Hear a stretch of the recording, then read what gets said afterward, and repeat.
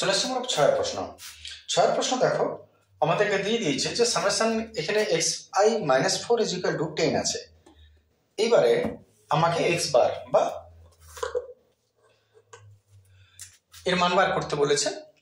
তো আমরা প্রথমে কি করব, এই যে xi-4 আছে এটার মানটা তোমার কি দাঁড়াচ্ছে, যে i এর জায়গায় তোমাকে বলে দিয়েছে 1 এবং x1 এটা কত দূর পর্যন্ত তোমাকে যেতে হবে, 20 ঘর যেতে হবে। তাহলে x1 থেকে -4 এর মানটা যদি আমি লিখতে চাই, তাহলে x1 -4 plus x2 -4 plus x3 -4 এক এক ঘরে করে বাড়বে। কেন? কারণ x এর মান i এর মান 1 দিয়েছে, মানে ও এক ঘর করে করে বাড়বে। তাহলে x1 তারপরে x2 তারপরে x3 এই করে করে একেবারে x টু দি পাওয়ার কত ঘর যাবে, 20 ঘর পর্যন্ত। x টু দি পাওয়ার 20 -4 এতটা পর্যন্ত যাবে এবং এটার মান কত হবে টোটাল = 10।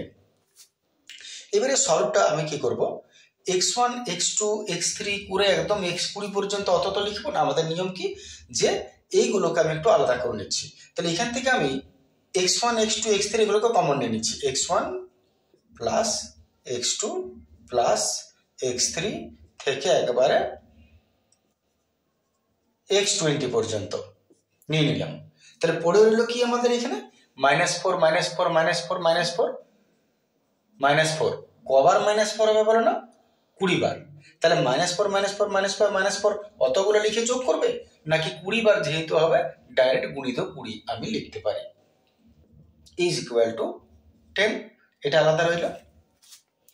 এইবারে x1 plus x2 plus x3 plus up to x20 সমান 10। ওটাকে নিয়ে চলে যাও, মাইনাসটা প্লাস 80 হয়ে গেল।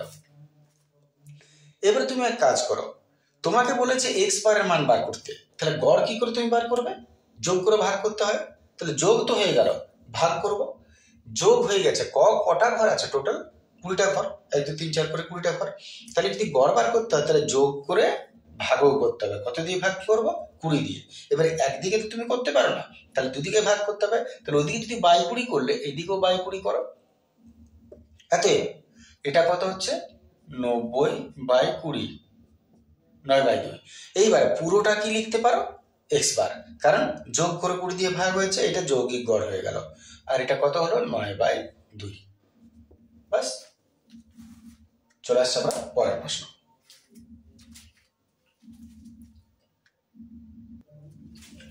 চলে আসছে আমরা 2 এর প্রশ্নগুলো। 2 এর প্রথম প্রশ্ন দেখো কি বলেছে, গোল্লা স্থান পূরণ। বলছে 500 টাকা 12 মাস খাটলে যে লভ্যাংশ হয় 2000 টাকা কম মাস খাটলে সেই লভ্যাংশের সমান হয়। তাহলে খুব সাধারণ প্রশ্ন, 500 টাকা 12 মাস খাটছে, 500 টাকা ইন্টু 12 মাস, আর 2000 টাকা ক মাস খাটবে, 2000 টাকা ক মাস, ধরে নিচ্ছি x মাস, তার লভ্যাংশ সমান হবে, মানে সমান হবে। সলভ করো, তবে x সমান কত হবে, এটা এদিকে ট্রান্সফার হয়ে যাবে বাই দুগুলা দুগুলা 4 5 4 20 4 3 12, এতএব x কত হলো, 3 মাস। এটা হবে গোল্লা স্থানে। চলে আসছে 2 নম্বর। বলছে x varies y to the power 3/2। তাহলে প্রশ্ন হচ্ছে y ভ্যারাইজেস ড্যাশ। তো ব্যাপারটা কি, যদি তুমি এটাকে উল্টাতে চাও, যদি এটাকে এদিকে দিতে চাও, তাহলে কি হয়, উল্টে যায়। যেমন প্রথমত আগে ভ্যারাইজেস তুলতে হবে আমাদেরকে, না নয়। এইবারে যদি আমি এটাকে উল্টো দিকে ট্রান্সফার করি, তাহলে যে কোনো পাওয়ার স্কোয়ার ট্রান্সফার করলে কি হয়, রুট হয়। তেমনি যদি যদি কিউ ট্রান্সফার করো তাহলে কি হবে, 1/3 হবে। যদি টু দি পাওয়ার 4 ট্রান্সফার করো 1/4 হবে। তেমনি যদি এটাকে তুমি ট্রান্সফার করো তাহলে উল্টে যাবে। এক্স এর পাওয়ার 3/2 আছে, তো উল্টে 2/3 হয়ে যাবে। এটাই হবে উত্তর। তারপরে প্রশ্ন 3 প্রশ্ন বলছে, দুটি বৃত্ত পরস্পরকে বহিঃস্পর্শ করলে তাদের সাধারণ স্পর্শকের সংখ্যা কটা হবে।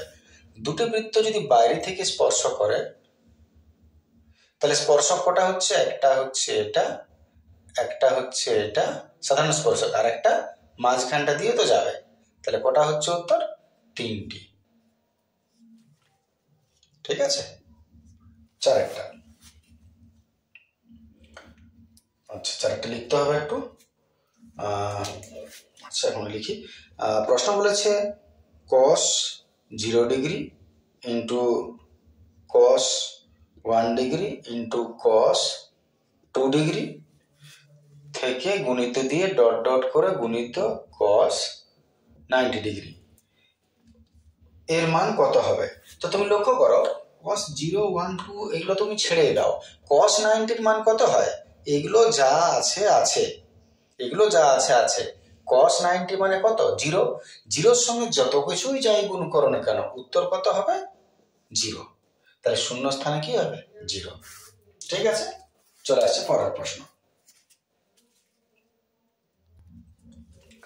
চলে আসছে আমার 5-এর প্রশ্ন। 5-এর প্রশ্ন কি বলছে, একটি নীরের গোলককে গলিয়ে একটা লম্ববৃত্তাকার চোঙ তৈরি করা হলে গোলক আর চোঙের কি সমান হবে? খুব স্বাভাবিক কথা, কোনো একটা বস্তুকে গলিয়ে যদি অন্য কোনো বস্তুতে পরিণত করো তার ওর মধ্যে যতটা পদার্থ থাকে সেটা সমান থাকে, লোহা বা যাই হোক সমান থাকে, তার মানে ওটা কি বটে? আয়তন। তাহলে কি সমান হবে? যে কোনো জিনিস গলিয়ে যে কোনো জিনিস তৈরি করো ওদের আয়তনই সমান হবে। বড় বড় অঙ্ক করেছো তোমরা, জানো এগুলো। এরপর 2, 3, 9, 10, 9, 3, 10, 9, 2 সংখ্যাগুরু মান কত? সংখ্যাগুরু মান কাকে বলে? সব থেকে বেশি সংখ্যা যেটা আছে, সব থেকে বেশি কটা কি আছে? 2 একটাই আছে, 9 3টা আছে, 10 2টা আছে। সংখ্যাগুরু মান হবে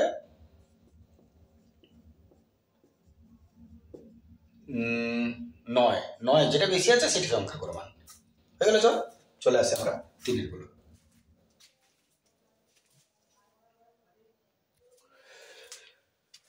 চলে আসছে আমরা 3-এর প্রশ্ন।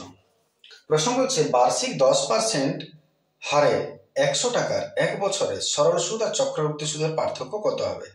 প্রশ্নটা হচ্ছে সুদের পার্থক্য, এবং প্রশ্নটা হচ্ছে সরল এবং চক্রবৃদ্ধি সুদের পার্থক্য, এবং প্রশ্নটা হচ্ছে 1 বছরের মধ্যে। তাহলে 1 বছরের মধ্যে সরল সুদ আর চক্রবৃদ্ধি সুদ সবসময় সমান হয়। 1 বছর ক্রস করলে চেঞ্জ, কিন্তু 1 বছর পর্যন্ত সরল সুদ যা চক্রবৃদ্ধি সুদ তা। তাই কত টাকা কি কোনো কিছু দেখার দরকার নেই, যখন 1 বছরের মধ্যে বলেছে জানবে ঠকাবার জন্য বলি আছে, এতএব মোরা ঠকিব না, এফ ফর ফোগলা। ওই যে বলেছে পার্থক্য হবে 1 টাকা, এটা ভুল। 1 বছর পর্যন্ত কোনো পার্থক্য হবে না, এক একটা, তাই এফ ফর ফোগলা। 2 নম্বর আসছি, তাহলে ফোগলা কি বলে দেখা যাক। 2 নম্বর বলছে এবি ইজ টু, প্রশ্নটা একটু লিখছি, AB is to C square, BC is to A square, আর C A is to B square. এর যৌগিক অনুপাত কত হবে? যৌগিক অনুপাত কাকে বলে? এর প্রথম পদ 3টার গুণ আর উত্তর পদ 3টার গুণ, এটা হলো যৌগিক পদ। তার মানে এইটা ইজ টু 8 গুণিত এইটা, AB into BC into CA এ অনুপাতে এই শেষের 3টা, C square into A square into B square. কত হচ্ছে দেখো, এ এখানে 2টো, তো এ 2টো, B2, B2, C2, C2, 1:1। এটা কি বলেছে দেখি, 1:1। এটা টি ফর টাকলু, ট্রু। 3 নম্বর দেখা যাক। 3 নম্বর বলছে যে কোনো দুটি সমকোণী ত্রিভুজ সর্বদা সদৃশ হবে না। যে কোনো দুটো সমকোণী ত্রিভুজ কখনো সদৃশ হয় না, এদের বাহুগুলো সমানুপাতে থাকতে হয়। মনে করো এইটা একটা সমকোণী ত্রিভুজ আর এইটাও একটা সমকোণী ত্রিভুজ, এই দুটো সমানুপাতে সদৃশ হবে না যদি না বাহুগুলো সমানুপাতে হয়, মানে এইটা বা এইটা সমান এইটা বা এইটা সমান এইটা বা এইটা। এমন না যে এটার সঙ্গে এটার সঙ্গে এটাও সমান হতে পারে, কি মানে সমানুপাতে হতে পারে, কিন্তু 3টা বাহুও পরস্পরকে সমানুপাতি হতে হবে, তবে গিয়ে তারা সদৃশ কোণ হয় বা সদৃশ কোণে হয়। তার জন্য এটা এফ ফর ফোগলা। 4 আসি। একটি রশ্মির প্রান্তবিন্দুকে কেন্দ্র করে রশ্মিটিকে ঘড়ির কাঁটার বিপরীত দিকে ঘোরানোর জন্য উৎপন্ন কোণটা ধনাত্মক হবে। হ্যাঁ, দুটো কথা, যেহেতু রশ্মিটাকে আমরা ঘড়ির কাঁটার দিকে ঘোরাই তাহলে ডিগ্রিটা মাইনাসে হয়, তার মানে ঋণাত্মক কোণ উৎপন্ন হয়। কিন্তু যদি ঘড়ির কাঁটার উল্টো দিকে ঘোরায় তাহলে ধনাত্মক কোণ উৎপন্ন হয়। এখানে ভাষাটা ওইটাই বলেছে যে যদি উল্টো দিকে ঘোরাও তো ধনাত্মক কোণ উৎপন্ন হবে। তাহলে এটা টি ফর টাকলু। 5 প্রশ্ন, একটি ঘনকের সমগ্রতলের ক্ষেত্রফল 150 বর্গ সেমি হলে আয়তন এত হবে। দেখা যাক, এটা ঘনকের সমগ্রতলের ক্ষেত্রফল বলেছে। আমি বিষয়টা একটু লিখি। ঘনকের সমগ্রতলের ক্ষেত্রফল এটা বলেছে 150 বর্গ সেমি।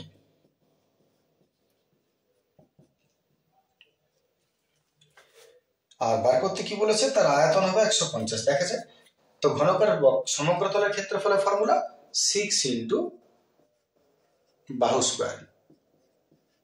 এত ট্রান্সফার করো, বাহু স্কোয়ার সমান 150 বাই 6, 3 5 15, 3 2 6, 2 25। তাহলে এতে বাহু কত হচ্ছে √25, 5 সেমি। √, হচ্ছে 5 সেমি। এইবারে বলেছে আয়তন হবে 150 ঘন সেমি। দেখা যাক আয়তন, ঘনকের আয়তনের ফর্মুলা বাহু কিউব, 5 কিউব, 5 5 25, 5 5 125 ঘন সেমি।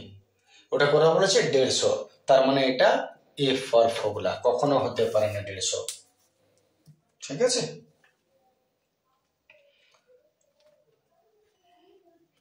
তারপর নিচে জায়গা হবে।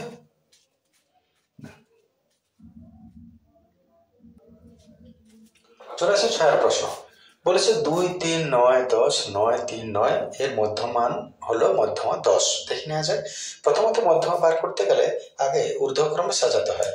তাহলে ছোট থেকে বড় হিসেবে যদি সাজাই তাহলে আগে 2, তারপর 3, তারপর আরেকটা 3, তারপর 3টা 9, তারপরে 10, 1 2 3 4 5 6 7। ঠিক আছে, তাহলে এন কটা হলো 7। তার মানে যুগ্ম না অযুগ্ম? অযুগ্ম। তাহলে যদি অযুগ্ম হয় তাহলে ফর্মুলা কি বটে? এত মধ্যমার ফর্মুলা হচ্ছে n+1/2। এন মানে হলো কত? 7। 7 + 1/2, 8 বাই 2 মানে 4। 4 নম্বরে কে আছে? 1 2 3 4, এইটা। তাহলে মধ্যমা কত বটে? মধ্যমা হচ্ছে 9 নাকি 10। এটাও এফ ফর ফর্মুলা। আশা করি বুঝতে পেরেছো পুরোটাই।